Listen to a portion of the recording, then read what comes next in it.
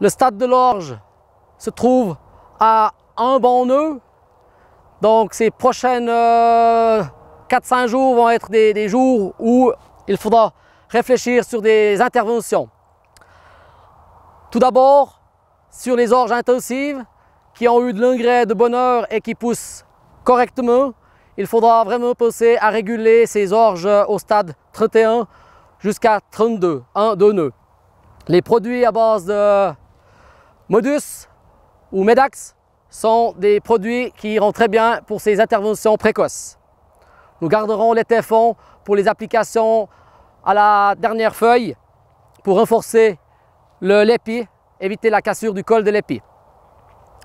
Au niveau des stratégies contre les maladies, dans des orges intensives, dans des parcelles de bas fond où il y a de l'humidité, où on peut déjà trouver de l'helminthosporiose et de la rhincosporiose, il est aussi important au stade 31, en nœud, de contrôler les seuils d'intervention et au besoin mélanger avec Modus le fongicide, par exemple Capalo ou Input, ou des produits à base de strobilurine qui sont aussi des produits qui vont très bien dans les stades précoces de l'orge. Une chose qui est importante, à savoir que les orges, dans la plupart des cas, sont désherbées à l'automne avec des produits racinaires et foliaires.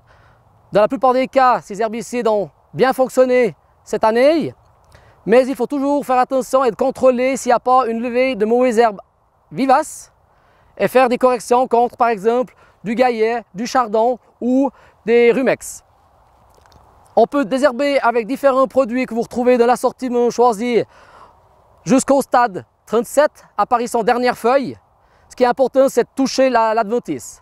Une chose qui est très importante, il faut laisser 5 jours d'intervalle avec un régulateur de croissance à base de Modus ou de Medax et 15 jours avec un produit comme les téfons.